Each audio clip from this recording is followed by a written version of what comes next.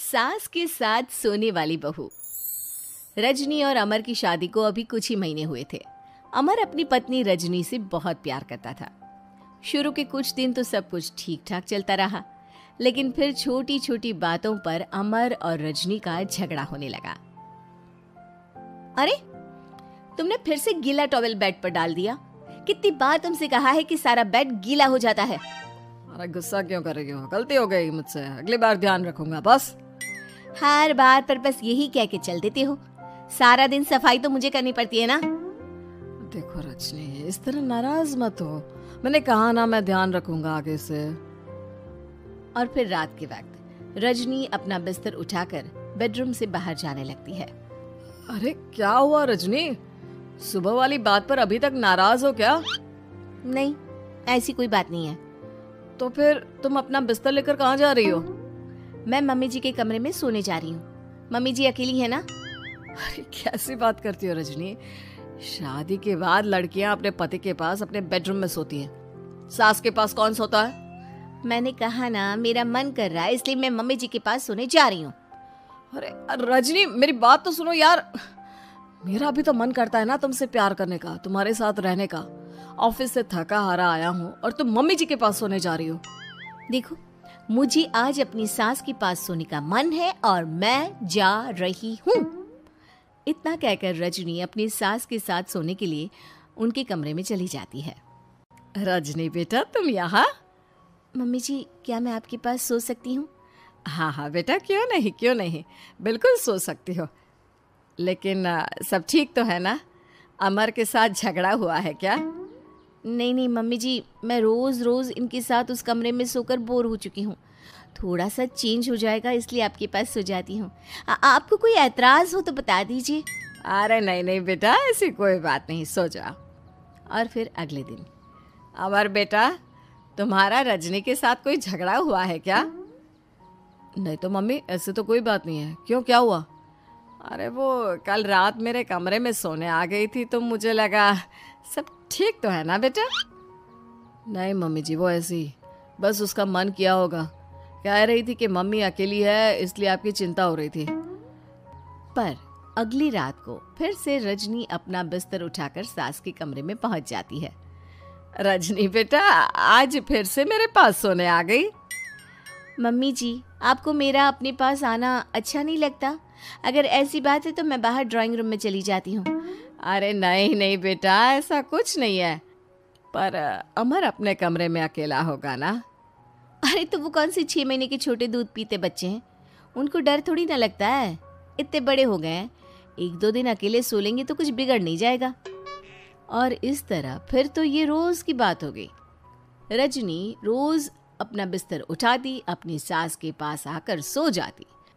सास उससे कुछ इसलिए नहीं कहती है क्योंकि उसे लगता है कि बहू बुरा मान जाएगी। एक दिन सुबह सुबह, माँ मेरे लिए चाय बना दो, ऑफिस जाने का टाइम हो रहा है। अरे बेटा, तो रजनी से क्यों नहीं कह देते? मुझे उससे बात करने का बिल्कुल भी मन नहीं है।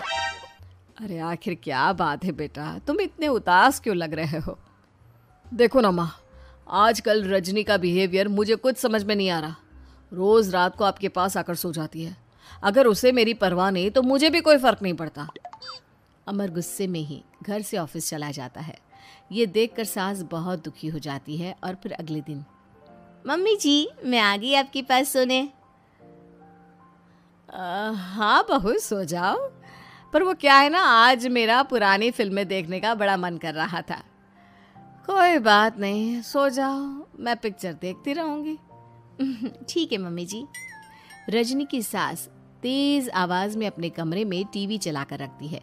इसकी वजह से रजनी को नींद नहीं आती, लेकिन वो पूरी रात करवट बदल बदल कर सोने की कोशिश करती रहती है। सास को लगता है कि अब रजनी उसके कमरे में सोने नहीं आएगी, लेकिन अगली रात फिर रजनी उसके कमरे में सोने के लिए पहुंच जाती है।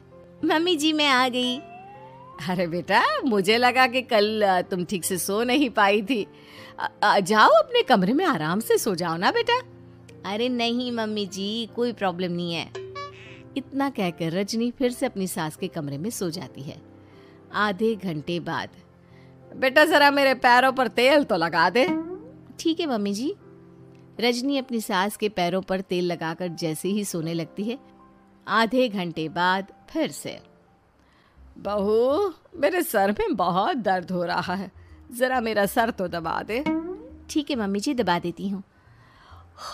बहुत जोर से नींद आ रही है।